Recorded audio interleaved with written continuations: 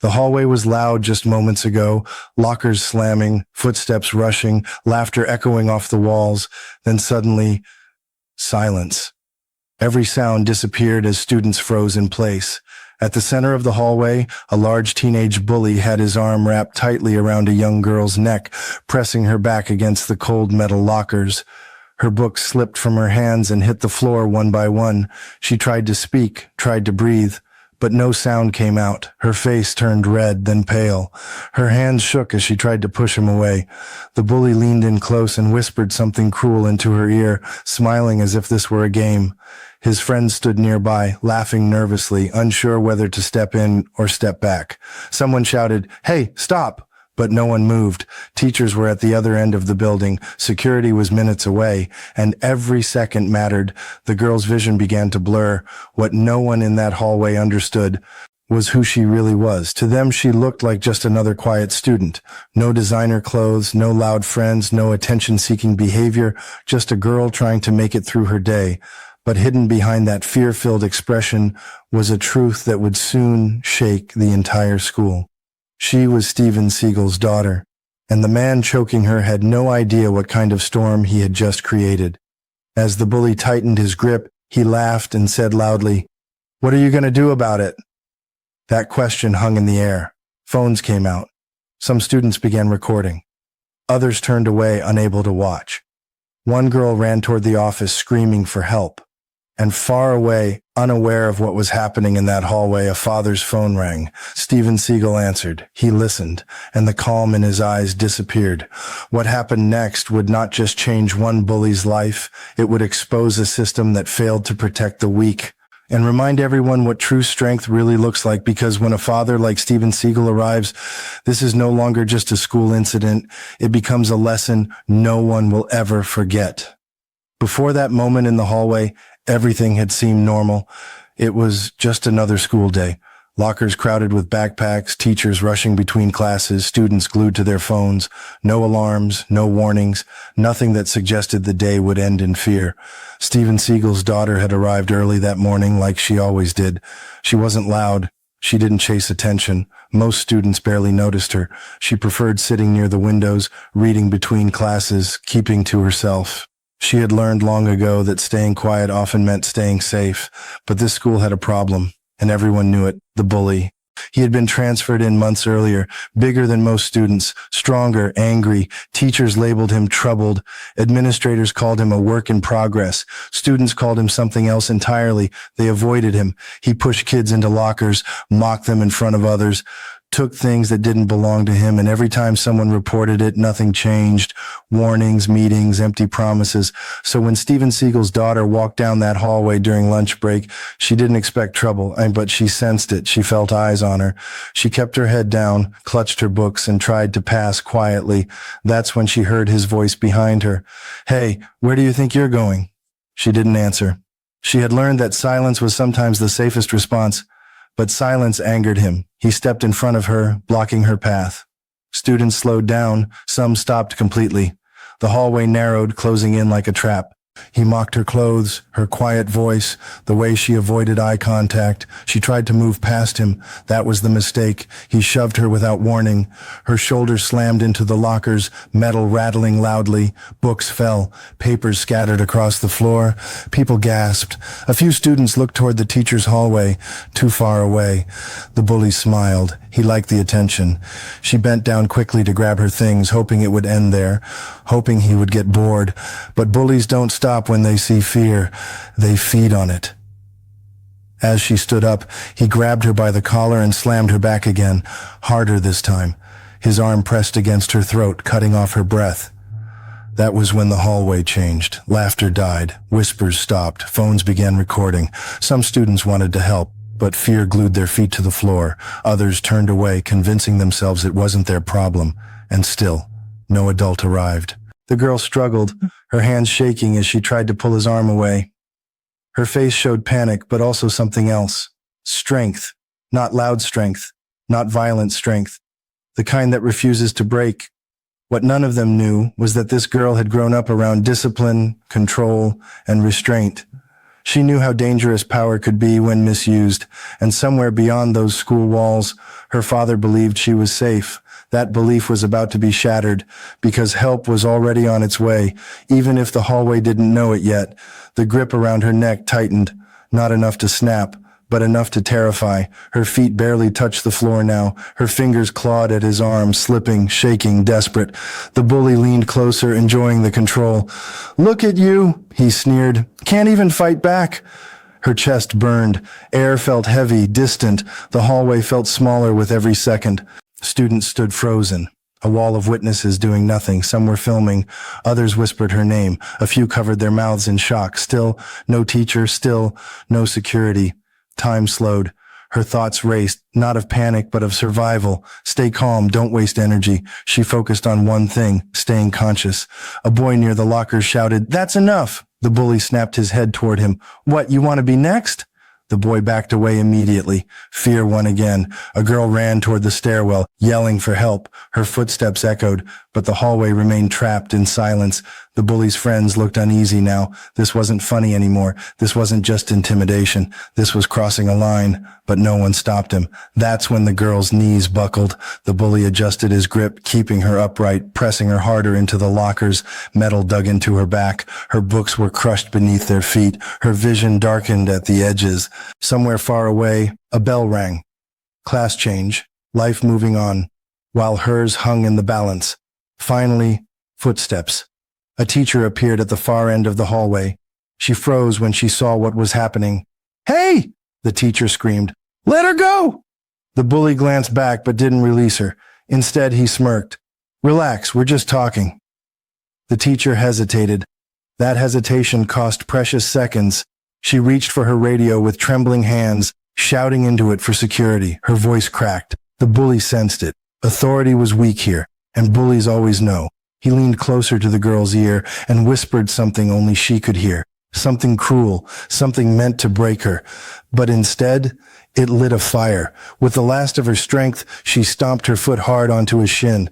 It wasn't much, but it surprised him. His grip loosened just enough for air to rush into her lungs. She gasped violently, coughing, collapsing to her knees.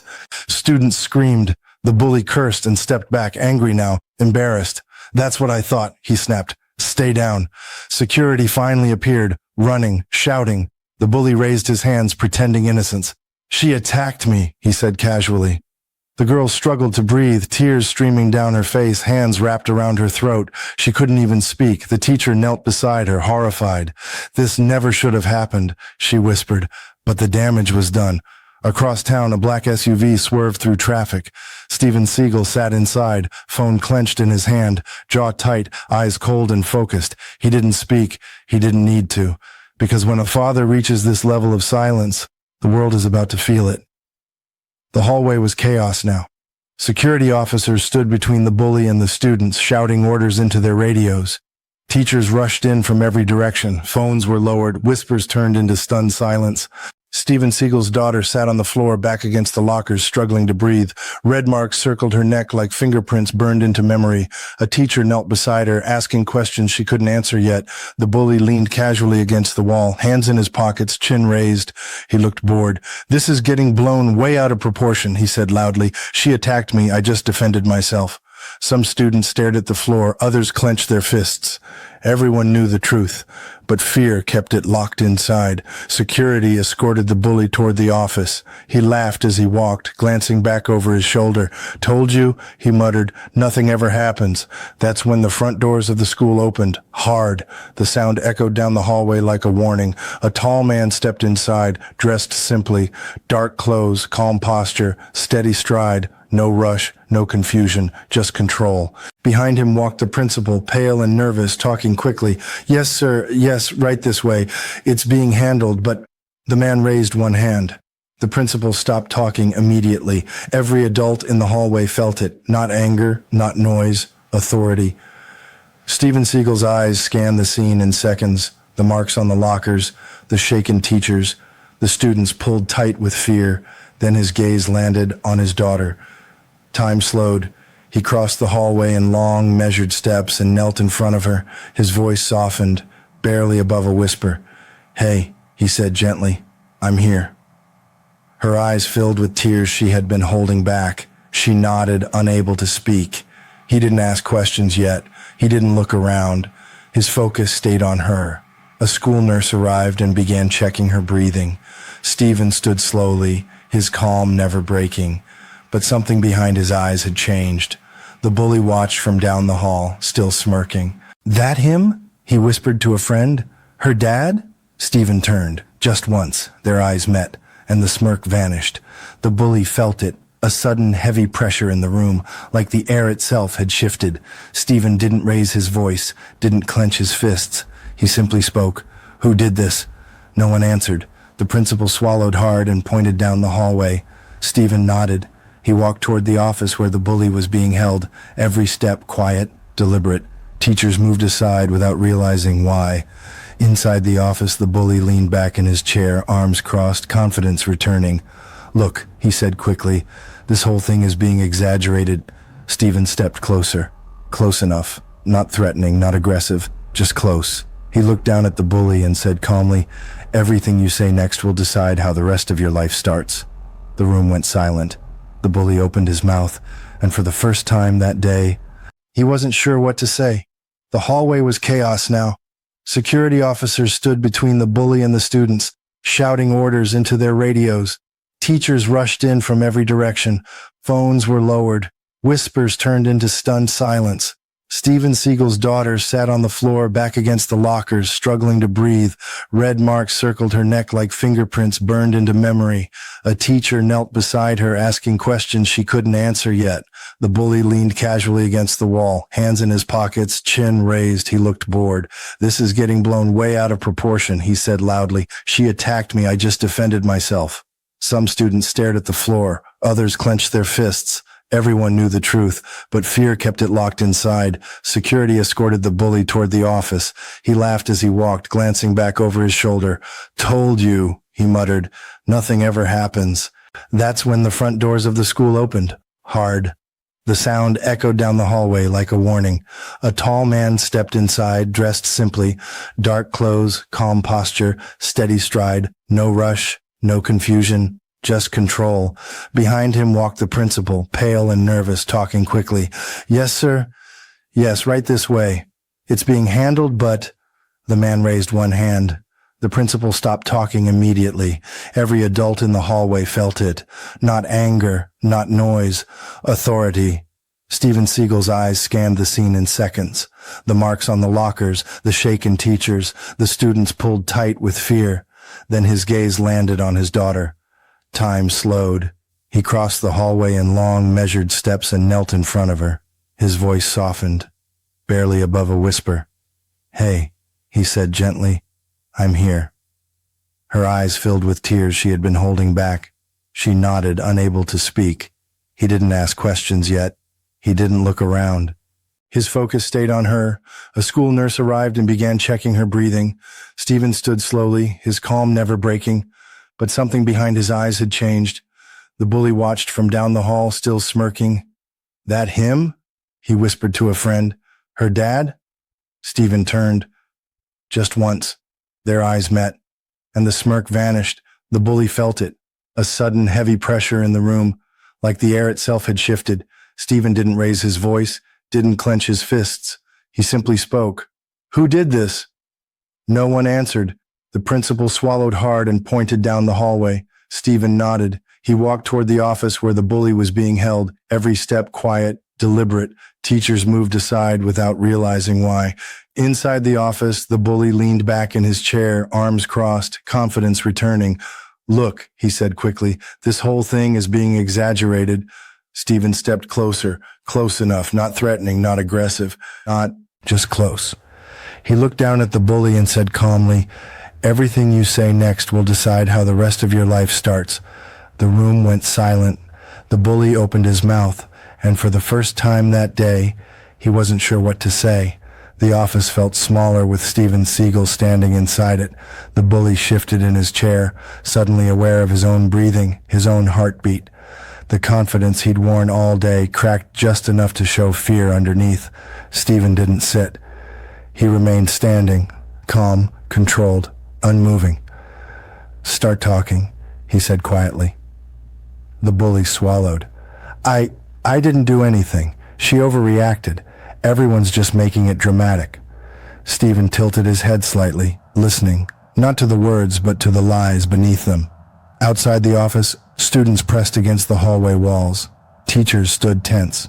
Security waited, unsure who truly had control anymore. Steven turned to the principal. Were there cameras in that hallway? The principal nodded quickly. Yes, sir. Multiple angles. Good, Steven replied. Play them. The room went dark as the footage appeared on the screen. No sound, no commentary, just truth. The video showed the shove, the books falling, the choke, the bully's face drained of color. No excuses, no misinterpretation, just evidence. The principal covered her mouth. A security officer looked away in disgust. Steven watched the screen without blinking. When it ended, he turned back to the bully. You had chances to stop, Steven said calmly. You chose not to. The bully's voice shook now. I didn't know who she was. Steven's eyes hardened. That, he said, is the worst part. He stepped back, creating space, not out of mercy, but certainty. Respect doesn't depend on names, he continued. You don't touch someone because you think you're stronger. You don't choke someone because you think you'll get away with it. The bully stood suddenly, panic rising. I'm sorry, I didn't mean... Steven raised one finger. The room froze. You don't apologize to me, he said. You apologize to her. The bully hesitated. Security nudged him forward. In the hallway, Steven's daughter sat beside the nurse, wrapped in a blanket. Her breathing had steadied, but her eyes stayed alert, watchful. The bully stopped a few feet away from her. I'm sorry, he muttered, staring at the floor. Steven's daughter looked up. Her voice was quiet, but clear. You're sorry because you got caught, she said, not because you hurt me. The words hit harder than any punishment. Steven placed a hand gently on her shoulder. Then he turned to the administration. This student is no longer safe here, Steven said, and neither is anyone else if you allow this behavior. The principal nodded repeatedly. He's expelled effective immediately, she said, and charges will be filed. The bully's knees weakened. This isn't over, Steven added. You'll face consequences, not because of who she is, but because of what you did. Police arrived moments later. The bully was escorted out. No laughter, no smirk, no crowd cheering him on. Just silence. As the doors closed behind him, Steven knelt beside his daughter again. You were brave, he said softly. And bravery isn't about fighting back. It's about surviving. She leaned into him. And for the first time that day, the hallway could breathe again. The school felt different after that. Quieter, heavier. As if the walls themselves were processing what had happened. Steven Seagal's daughter was escorted to the nurse's office, then to a private room away from the crowds. Doctors arrived to examine her throat and breathing. The marks would fade, they said, but the memory would take longer. Steven stayed close, not hovering, not controlling, just present. He sat beside her, saying little, letting silence do what words couldn't. Every now and then he asked softly, Are you okay? And waited for a real answer. Outside, the administration scrambled. Parents were called. Statements were written. Meetings were scheduled. The principal addressed the staff with a shaking voice. This is a failure, she admitted. A failure to act. A failure to protect. Teachers listened with lowered eyes. They all knew it was true. The footage spread quickly, not online but through conversations. Students who had watched silently now felt the weight of that silence. Some cried, some apologized, some promised themselves they'd never look away again. One student knocked on the nurse's door later that afternoon. I'm sorry I didn't help, she said quietly. I was scared. Steven's daughter looked at her for a long moment. I was scared too, she replied. But you're here now. That forgiveness mattered more than anyone realized. By evening, police reports were finalized. The bully's parents arrived, angry at first, then silent when they saw the footage. There were no arguments left to make. The consequences were real. Expulsion, charges, mandatory counseling, not revenge, accountability. Before leaving, Steven requested a private meeting with the school board. He didn't threaten. He didn't demand special treatment. He spoke plainly. You don't need stronger rules, he told them. You need faster courage. He reminded them that bullying survives in hesitation, in moments when adults wait instead of act. If my daughter weren't who she is, Steven said calmly, would this have ended the same way? No one answered. That silence was the point. When the sun dipped low, Steven and his daughter walked out together. The same hallway where fear had lived now stood empty, lockers quiet, floors clean, as if nothing had happened, but everything had. In the car, she finally spoke. "I didn't fight back," she said softly. Steven looked at her. "You didn't need to," he replied. "You survived. That's strength." She nodded, staring out the window. "What if he does this to someone else someday?" she asked. Steven paused. "That's why consequences matter," he said. "Not to destroy people, but to stop them." They drove home in silence, not broken silence, healing silence, because justice doesn't always roar. Sometimes it whispers and still changes everything. And while the bully's chapter was closing, a new one was opening, one where fear lost its grip, one where quiet strength was finally seen. Weeks later, the school looked the same from the outside. Same brick walls, same flag waving in the morning air, same buses lining up at the curb. But inside, everything had changed. Teachers no longer ignored raised voices in the hallway. Security responded faster. Students spoke up sooner. Fear had lost its comfort. Steven Seagal's daughter returned quietly without attention or announcements.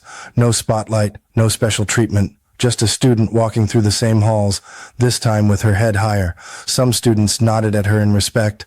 Others whispered apologies. She didn't need either. She had already proven something more important. That strength doesn't always fight back. Sometimes it endures. Steven never gave interviews, never made speeches, never turned the moment into publicity. But before the semester ended, he sent a short letter to the school. Not as a celebrity, not as a fighter, but as a father. It was read aloud during an assembly. It said, "Protecting children isn't about punishment. It's about presence, about acting before damage becomes trauma, and remembering that silence is never neutral." The room stayed quiet long after the letter ended. Students looked around, seeing each other differently now, because bullying doesn't begin with fists. It begins with permission given by laughter, by hesitation, by looking away, and that permission had finally been taken back. The bully never returned, but his absence wasn't the victory. The victory was what replaced it: courage, accountability, awareness. Steven's daughter learned something too. That day in the hallway didn't define her, but it shaped her. She learned that fear doesn't mean weakness, that asking for help isn't failure, and that even quiet voices can change systems. One afternoon, a younger student approached her. "You're really brave," the girl said. Steven's daughter smiled gently. "So are you," she replied. "Every time you choose not to hurt someone." That's the lesson most people miss. Power isn't dominance, it's restraint. Strength isn't intimidation, it's protection. And respect isn't demanded, it's shown, especially to those who seem invisible. Steven said it best when asked privately what mattered most that day. Not the confrontation, not the consequences, but this: that my daughter knows her life has value even when no one is watching. Because one day, the person you ignore, the person you mock, the person you think is powerless, might be the reason the world finally learns how to behave. If you believe real strength is protecting the weak, type "protect" in the comments. And if you've ever stayed silent or found the courage to speak up, share where you're watching from. Your voice matters more than you think.